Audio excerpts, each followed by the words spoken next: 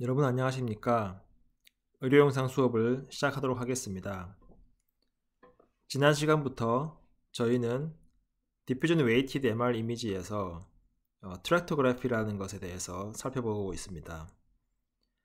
자, 디퓨전 웨이티드 MR 이미지는 디퓨전 방향, 즉 물분자가 원래 랜덤하게 디퓨전 운동을 하고 있는데 신경망에 의해서 특정한 방향으로 운동 방향이 제약이 되면 그 방향을 우리가 MR 이미징 기법을 통해서 유추하겠다라는 이런 이미징 기법이었습니다.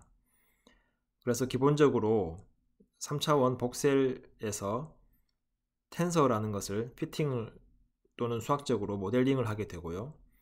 그 텐서라는 것은 엘립소이드 형태를 띠고 있는데 그 텐서가 우리에게 주는 것은 그 특정 위치에서 어떤 방향으로 물분자의 운동이 가장 많이 이루어지고 있는지를 수학적으로 주는 것입니다. 그래서 텐서가 다 계산되어 있다고 가정을 했을 때 그 계산 과정은 이제 지난 시간 여러분들 이론적으로 아마 많이 이해를 하셨을 거라고 생각합니다. 그러면 텐서가 주어져 있을 때 우리가 그 디퓨전 텐서들을 어떻게 활용할 것이냐. 트랙토그래피라는 것은 그 텐서로부터 실제 3차원 곡선상 뇌의 신경망을 곡선으로 추출해내는 그런 과정이 트랙토그래피다. 근데 이 트랙토그래피라는 것은 그래서 여러 가지 기술적인 문제가 있을 수 있는데요. 그런 기술적인 문제들 중에 몇 가지를 지난 시간에 잠깐 소개를 해드렸습니다. 첫 번째는 알고리즘의 트레시홀드를 내가 어떻게 결정할 것이냐. 여기서 트레시홀드라는 것은 트레이싱을 통해서 텐서를 쭉 따라가면서 스트림라인을 추출을 하고 있는데 텐서가 어떤 모양일 때 또는 어떤 컨디션일 때 내가 이 추출하는 과정, 그러니까 트레이싱 과정을 멈출 것이냐. 그래서 특정 각도보다 많이 휘어지게 되면 멈추거나 아니면 FA 밸류가 특정한 값보다 작아지는 경우, 그래서 어느 한 방향으로 도미넌트한 움직이는 방향이 존재하지 않을 경우 멈추거나, 이 두 가지가 가능한데요. 물론 이제 디렉션이나 FA 밸류가 어떠한 특정한 값 컨디션을 만족하면 멈춘다라고 했는데 그 특정한 값을 뭘로 할 것이냐를 결정하는 것은 실험적으로 결정할 수밖에 없다. 그리고 컨피던스 인터벌이나 프로바빌리스틱 리저닝이라는 것은 어떤 텐서가 주어졌을 때 내가 어느 정도 확신을 가지고 이 방향으로 움직이는 것이 맞는지, 그래서 트레이싱을 할 때 어느 방향으로 따라가야 될지 어떻게 확신할 수 있느냐, 그 확신의 정도, 그리고 그 확률의 정도를 우리가 어떻게 계산할 것이냐에 관한 이슈가 있습니다. 또 다른 이슈로는 스페이셜 샘플링이라고 해서 디퓨전 텐서 이미징에서 이 텐서를 복셀마다 계산을 하게 되는데요. 그 텐서 이미지의 레졸루션을 우리가 많이 높일 수가 없습니다. T1 웨이티드나 T2 웨이티드처럼 예를 들면 256x 256x 256처럼 아주 하이 레졸루션의 이미지를 얻을 수는 없고요.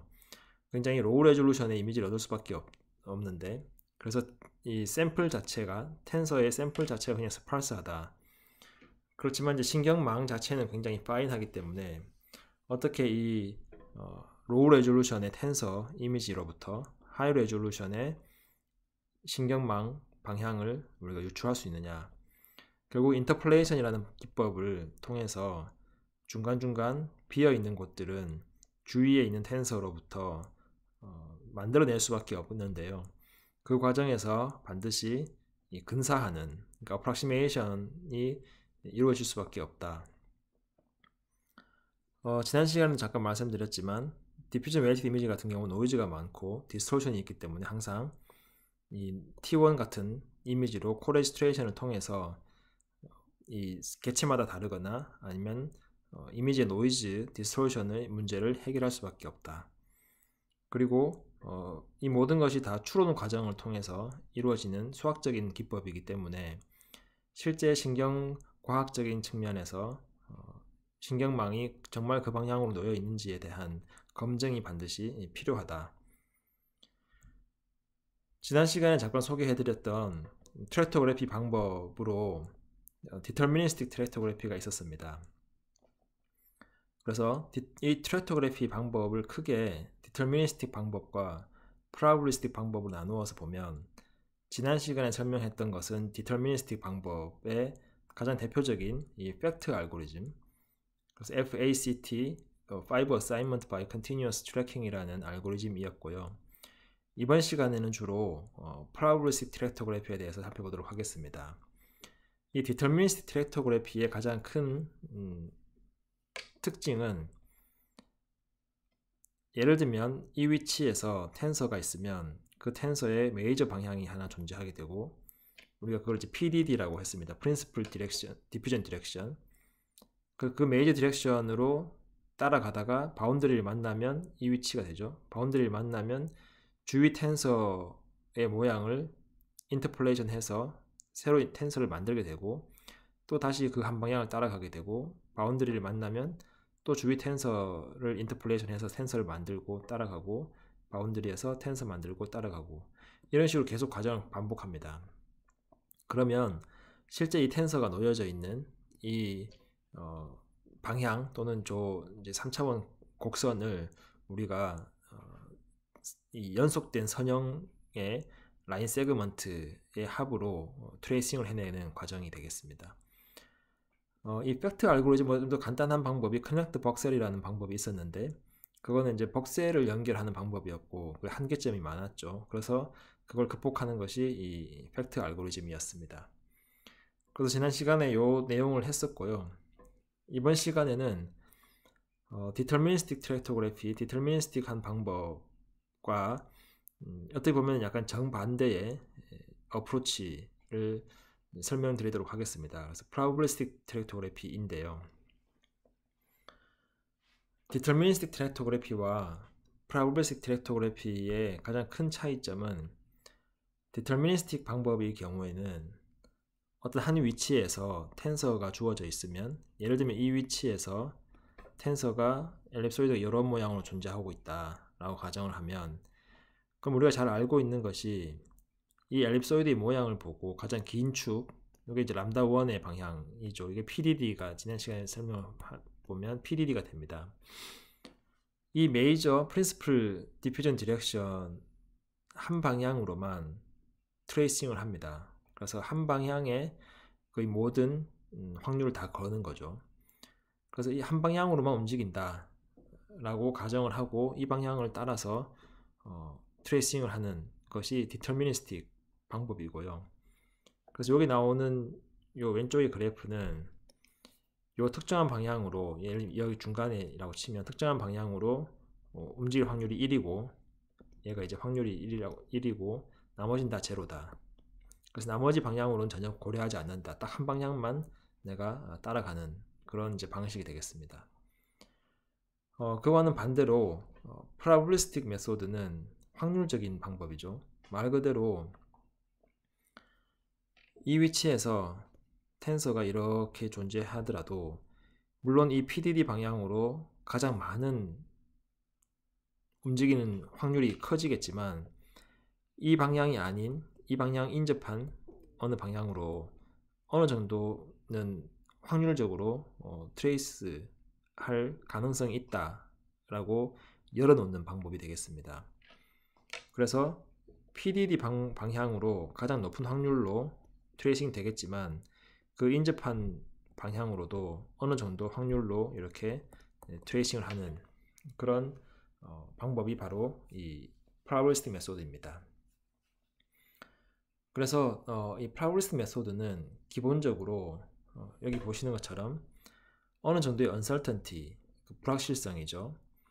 그래서 내가 어떤 principal diffusion direction으로 가장 높은 확률로 움직이지만 어느 정도 확률로 그 인접한 다른 방향으로도 움직이는 가능성을 열어두는 방법이 바로 probabilistic 메소드가 되겠습니다. deterministic 메소드와 probabilistic 메소드를 계속해서 이제 비교를 하고 있는데요. deterministic 메소드는 시드 영역이라고 합니다. 처음 트레이싱을 시작하는 지점.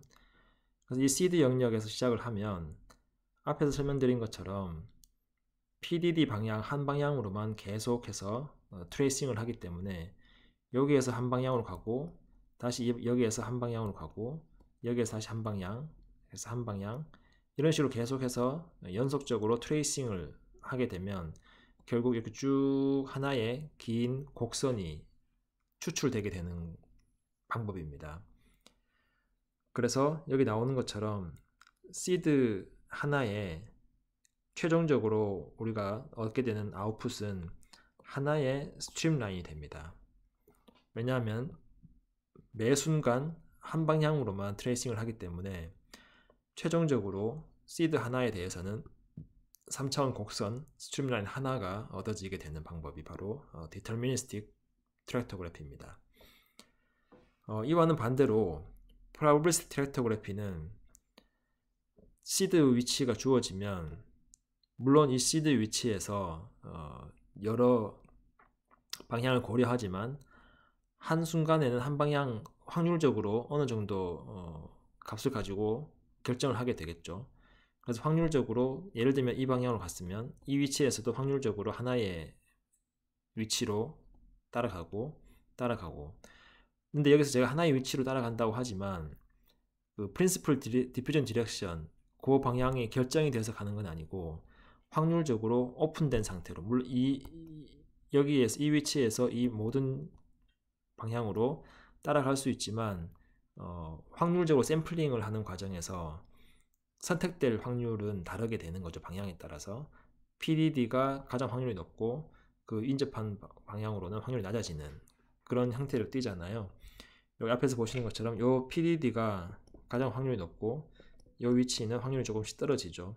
물론 어느 순간 내가 샘플링을 했을 때 이 방향이 선택될 수도 있습니다. 다만 그 확률이 떨어질 뿐이지. 그렇게 해서 따라가면서 스트림라인을 고려를 하고요. 근데 여기에서 한 가지 차이점은 내가 멀티플 샷을 시도한다.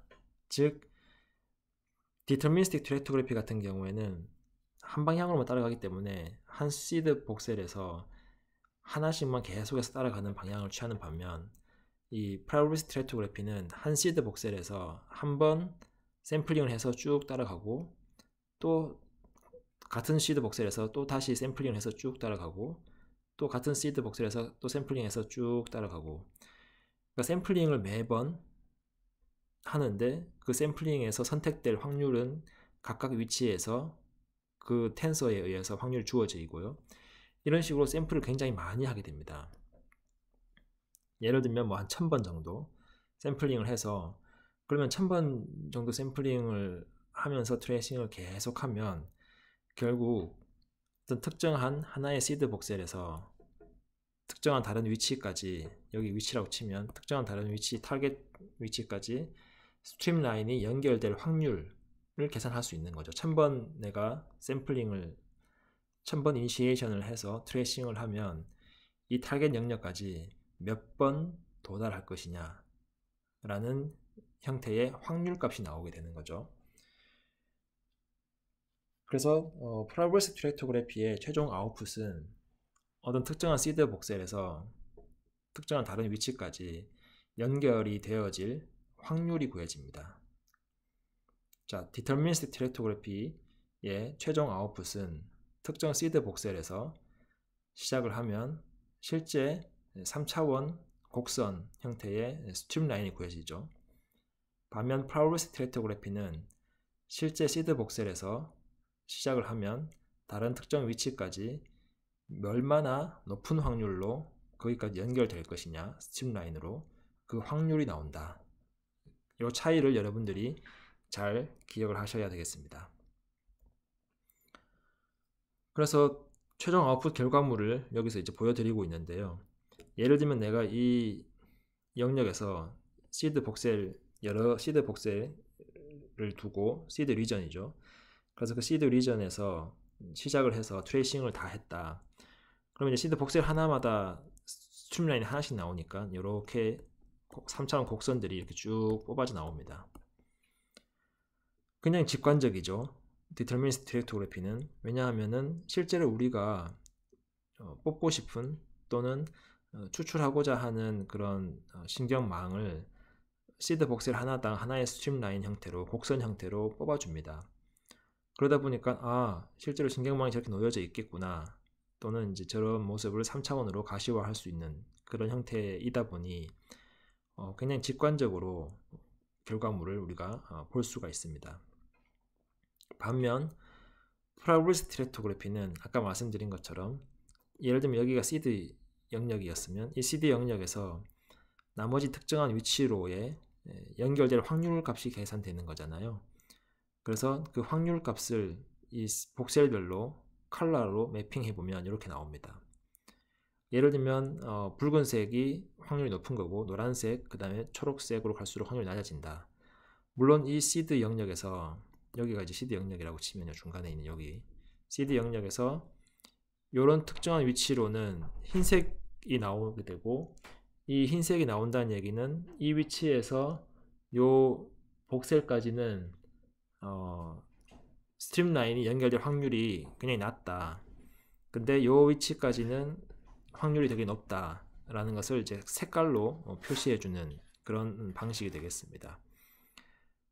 그래서 얼핏 보면 직관적이지 않은 방법이고요. 이 확률 값을 우리가 구할 수 있는 거니까. 반면 그럼에도 불구하고 이 프로바빌리스틱 디렉토그래피 방법은 여러 개의 스트림라인의 방향 가능성을 모두 다 고려한 형태이기 때문에 디터미니스틱 디렉토그래피에 비해서 분명한 장점이 존재합니다. 자, 그래서 요건 또 다른 이그젬플을 보여주고 있습니다. 이 corpus callosum이라고 해서 우리 뇌에 싱귤럼, 좌우 반구를 연결하는 그런 신경망 중에 하나인데요. 그 위치에서부터 우리가 프로바빌리스틱 디렉토그래피를 구해서 이 신경망을 실제로 따라가면서 확률적으로 어떤 정도의 분포를 보이고 있는지를 컬러로 매핑한 그런 결과를 보여드리고 있습니다. 그래서 프로바빌리스틱 디렉토그래피를 하고 거기에다가 이 디터미니스틱 디렉토그래피의 결과에 그 확률 값을 컬러로 입힌 이제 그런 결과가 되겠습니다. 자, 다음 영상에서 계속해서 로컬 디렉토그래피와 글로벌 디렉토그래피에 대해서 설명을 해보도록 하겠습니다.